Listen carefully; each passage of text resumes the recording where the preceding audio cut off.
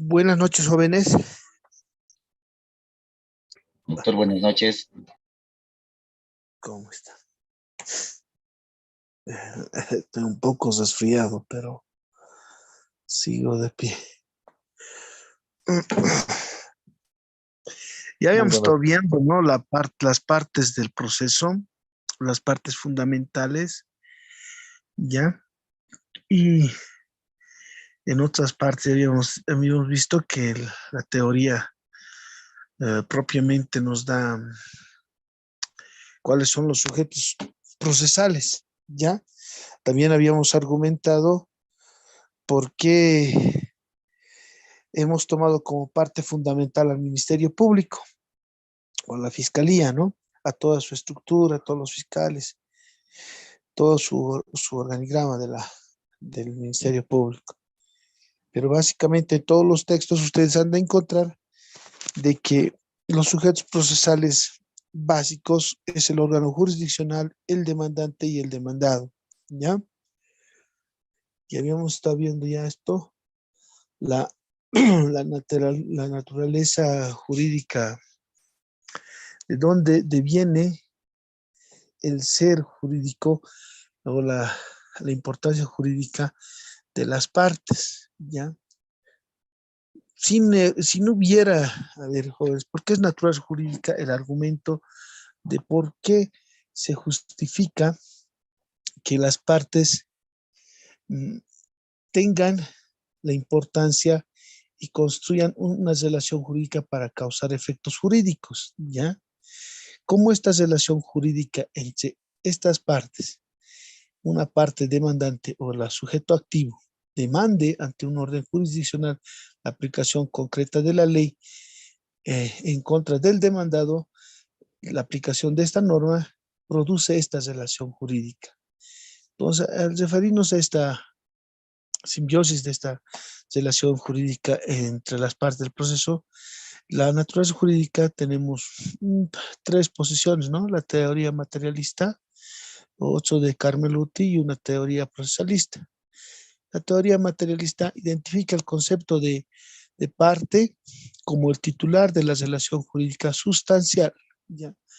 Básicamente, las partes son las que crean, las partes titulares, es decir, el demandante, el demandado, el imputado, el demandado, ¿no? Sujeto activo, sujeto pasivo. Ellos crean esta relación jurídica sustancial. Sin ellos no habría, ¿ya? El proceso propiamente tal, ¿ya? Ahí nos plantea también Carmen Luthi, distingue entre sujeto de la acción y sujeto de la litis, ya que el proceso se desarrolla respecto a este, con la concurrencia de aquel. Nos señala que uno es demandante, el que tiene el derecho de la acción, de demandar, de plantear su pretensión, y el sujeto de la litis a quien demanda, ¿ya? Y tenemos la teoría que más se echa en la práctica, la teoría procesalista, que señala que las partes en el proceso civil, por ejemplo, son las personas que solicitan y en contra de las que se solicita en nombre propio la tutela jurídica estatal, en particular la sentencia de la ejecución forzosa, ¿ya?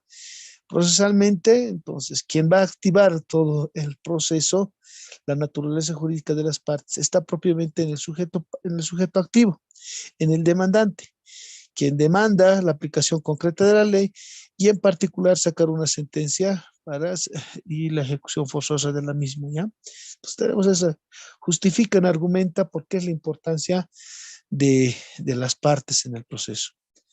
Pero aquí, jóvenes, a ver, ustedes plantéense, si no hubiera un demandante y un demandado, no tendría razón de ser, ¿no? El proceso tiene que haber siempre alguien que demande a alguien, ¿ya? Ahora, en los procesos ya les había indicado que la esencia misma, la esencia de un proceso es la litis, tiene que ver conflicto, tiene que ver controversia entre las partes. Aquellos procesos voluntarios no propiamente, si bien entran en la categoría de procesos voluntarios, pero no son propiamente procesos en su esencia, porque están más es una mera formalidad de reconocimientos y de consolidación de derechos, ¿ya? Pero mientras un proceso donde hay litis, hay pleito, ahí sí está la esencia y la naturaleza jurídica del proceso. En consecuencia, tiene que haber un sujeto activo, un sujeto pasivo. ¿Ya? Ahora, acá, la situación procesal de las partes. Y esto lo manejamos a diario, ¿no? La igualdad de las partes. Vamos a ver estas posiciones que se maneja. Ahora, aquí es bien importante, es importante cómo está constituido hasta la forma física de un, de un juzgado, de un tribunal, jóvenes, ¿ya? Acá en mi docente, yo me acuerdo que cuando era el magistrado nos indicaba, yo no me sentía como agradable sentándome y mirándoles por encima a los que estoy juzgando. ¿Por qué no puedo juzgar de igual a igual en una mesa redonda, como ustedes conocerán la conciliación?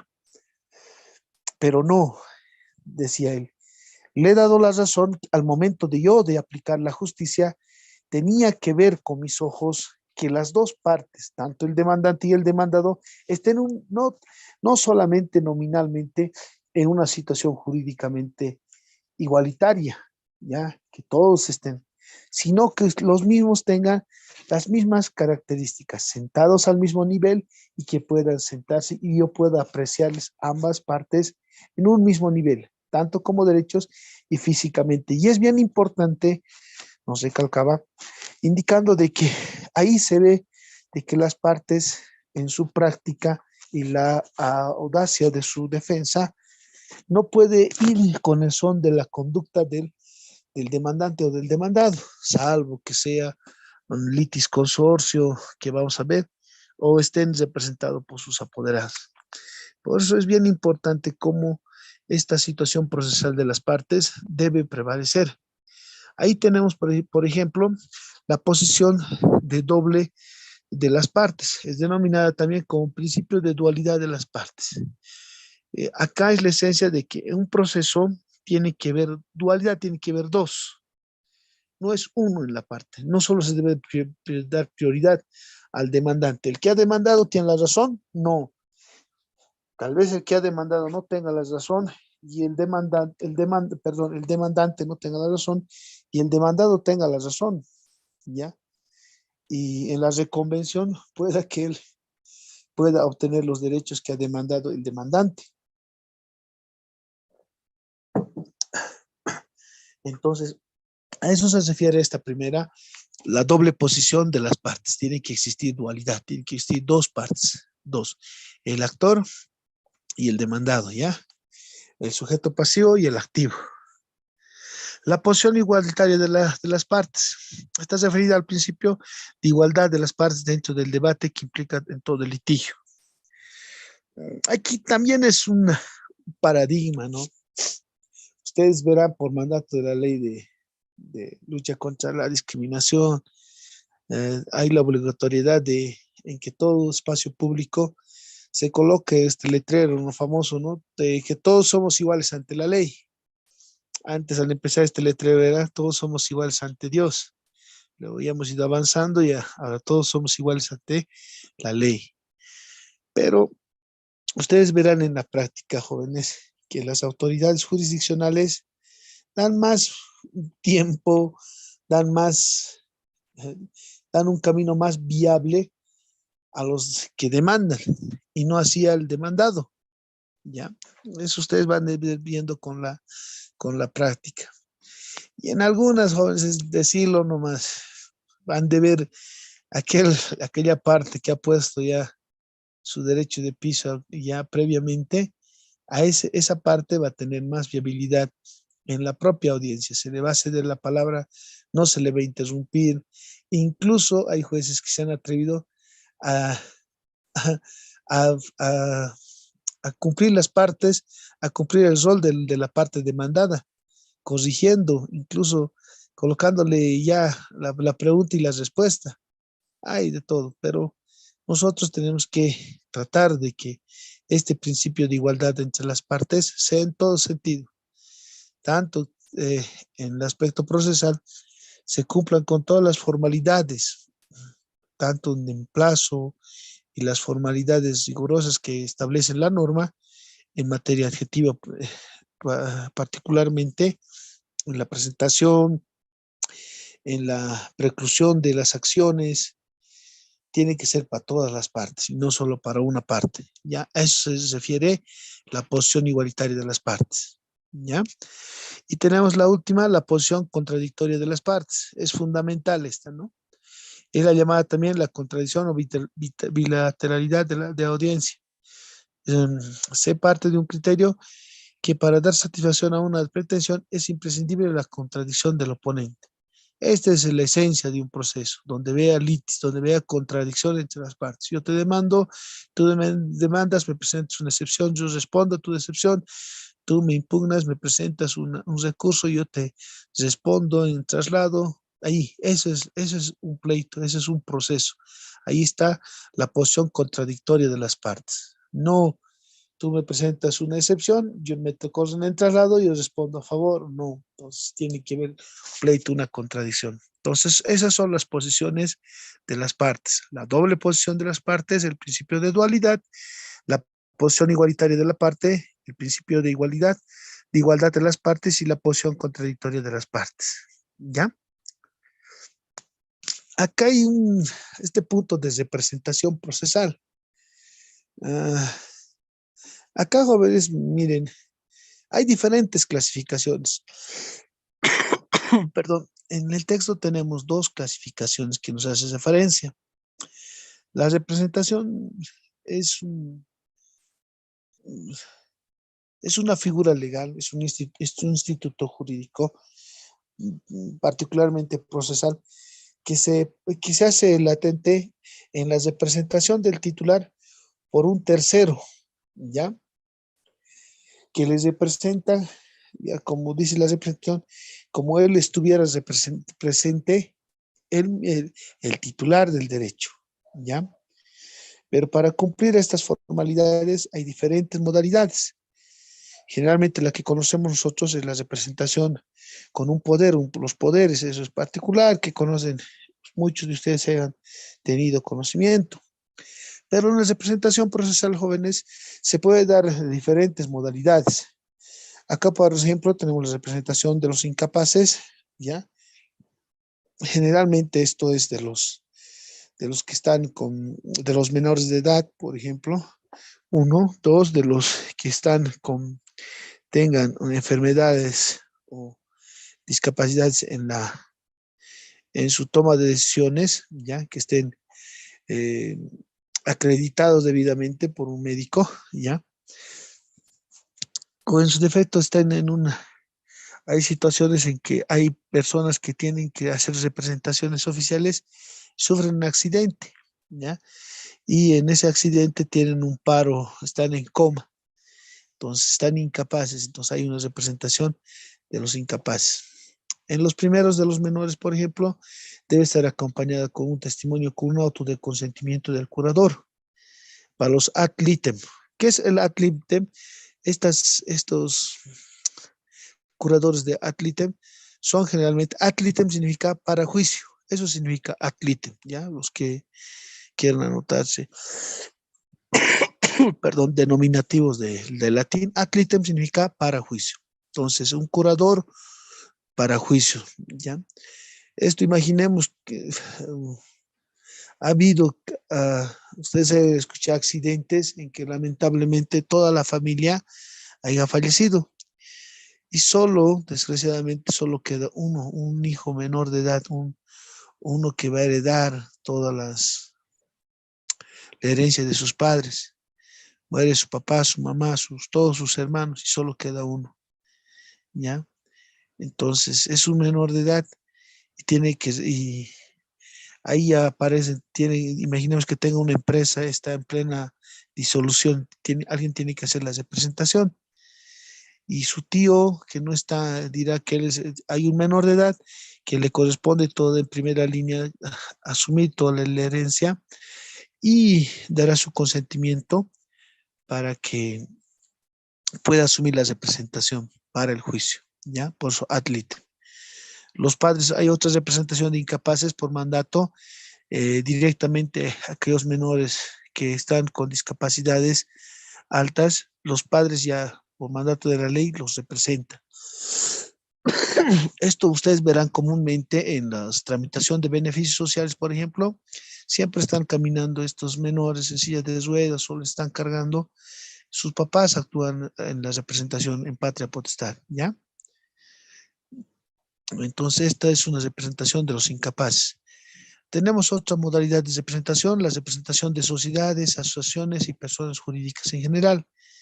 Generalmente, nuestro código de jóvenes, la ley ya establece, ¿ya?, quiénes son los representantes. Por ejemplo, en las sociedades de comandita simple, establece quién ha de ser el representante. Ya establece, por ejemplo, ahí los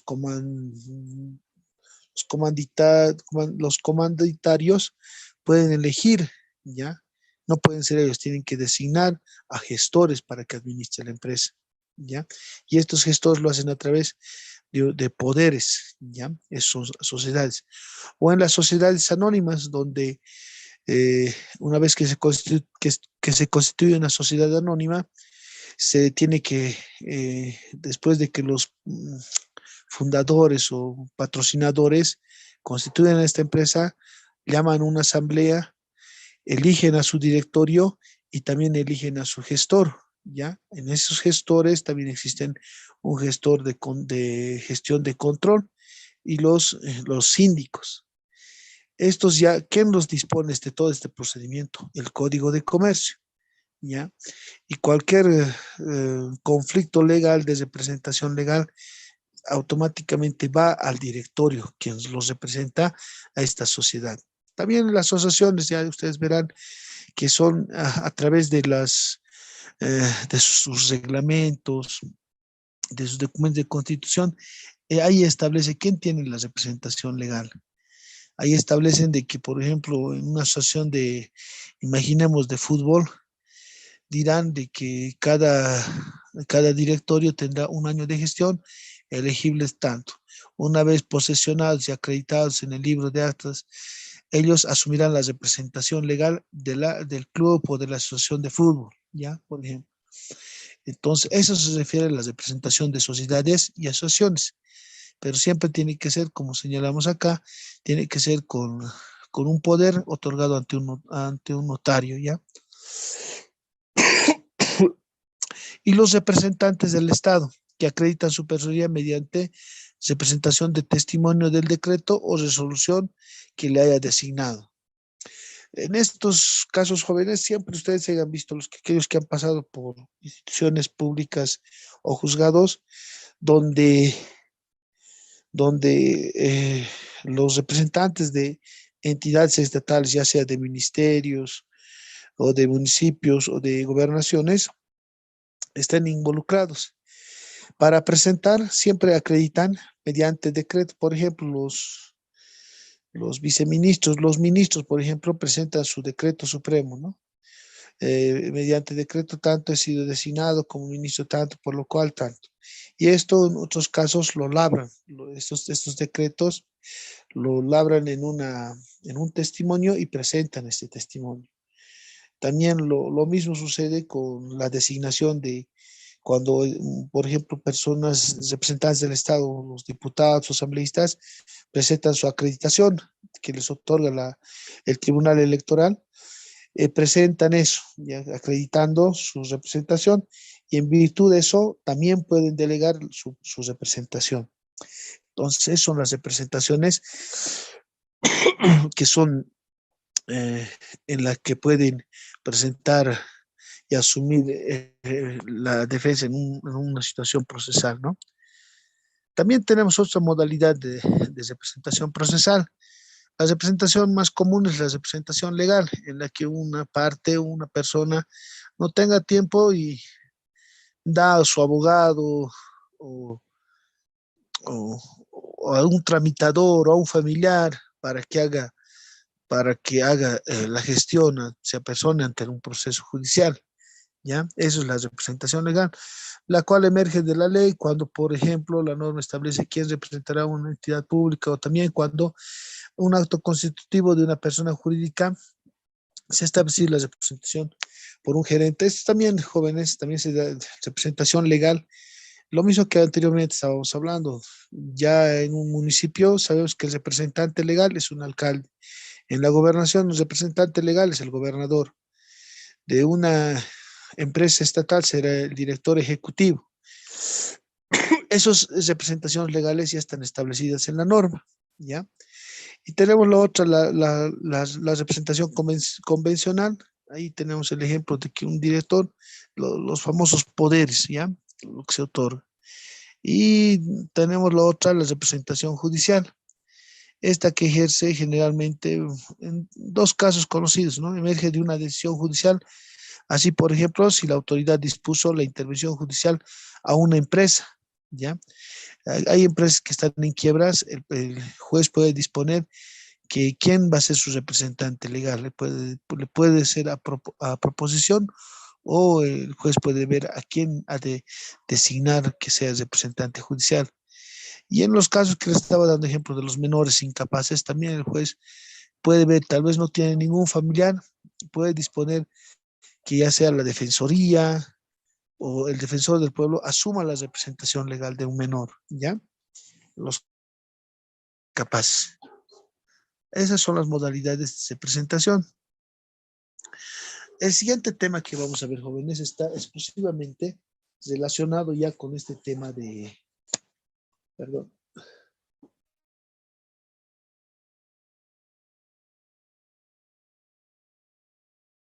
Van a disculpar un poco resfriados. De litis consorcio o pluralidad de actores, ¿ya? Cuando hay varios actores jóvenes en una demanda, puede haber por doble modalidad, ¿ya? En una demanda, estemos demandando un derecho, un mejor derecho. Generalmente es cuando hay un conflicto de bienes, aparecen varios herederos o varios que tienen el mismo título, ¿ya? O a los que se demandan, pueden ver varios demandados, ya puede ser por un lado activo o por otro lado pasivo, ¿ya? Entonces, con frecuencia la unificación de personerías en una demanda, jóvenes, puede hacerse de oficio, ¿ya? Es decir, que un demandado de común acuerdo con otro pueden unificar demandas, ¿ya? O que el juez, en el caso de oficio, el juez disponga que en su juzgado esté una demanda vinculante por un objeto o un interés con el mismo sentido, ya imaginemos una urbanización o una parcela, ya, y vea otro demanda en su mismo juzgado, esté demandando el mismo lote, el mismo terreno, y el demandado sea el mismo, pero hay dos demandantes. El juez puede disponer, ordenar de que esos dos procesos puedan unificarse, ¿ya? Ahora, de forma voluntaria también puede ver o aquellos litis consorcios necesarios que ven que han sido estafados por una parte y por ir por cuerdas separadas su demanda han de erogar más gasto o a la final entre ellos han de causarse perjuicio y de forma voluntaria deciden plantear una demanda, pero en una misma demanda, pero con un diferente ya interés procesal. Me explico. Que diga que yo he comprado en primera instancia y este señor lo ha vendido a otra persona que también está planteando la demanda, Doctor, siendo buenas el... noches. Buenas Doctor, buenas noches. noches. Doctor, buenas noches. La verdad le veo muy mal de salud y no sé si podemos suspender la clase, doctor. Va a disculpar. Yo he estado también en esa situación que estaba muy mal y la verdad uno se siente muy mal y yo la verdad no me gustaría que se cuidara, doctor. La verdad no sé si mis demás compañeros están de acuerdo que Sí, suspenda la estamos de clase desde este acuerdo. momento Sí, porque le doctor, noto muy mal, sí, doctor. estamos de acuerdo. Descanse, doctor. Salud. Ya, muchas gracias. De Hágase verdad, un té con té, doctor. muchas gracias.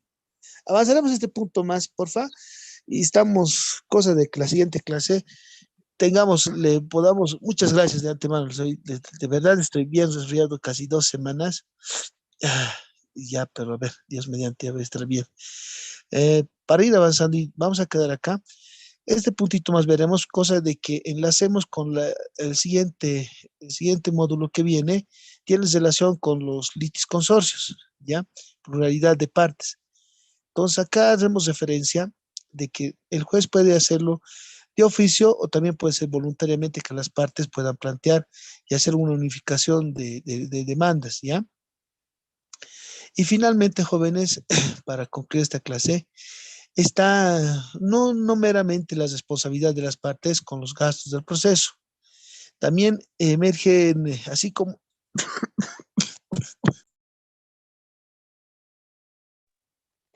perdón, cuando hay derechos, jóvenes, también existen responsabilidades. Ustedes verán en las demandas cuando se eh, plantean las costas judiciales y me constituiré en parte civil. Han visto esa parte, ¿no? La última, en su último otro sí, colocan las partes, me constituye en parte civil para el resarcimiento de costas judiciales. ¿Eso a qué se refiere, jóvenes? Cuando las partes, aquí va también una forma de regular, de que no estemos en este proceso de que todos se demanden y a la final yo demando a una persona, pierdo, no tengo ninguna sanción, he demandado, si ahí la parte si tiene ganas, me demanda por gastos y perjuicios, por difamación y calumnias, ahí sí tendrá ganas todavía. Pero acá en la ley nos establece ya propiamente el artículo 63 y siguientes del Código de Procedimiento Civil, por ejemplo, nos establece las costas judiciales, ¿ya?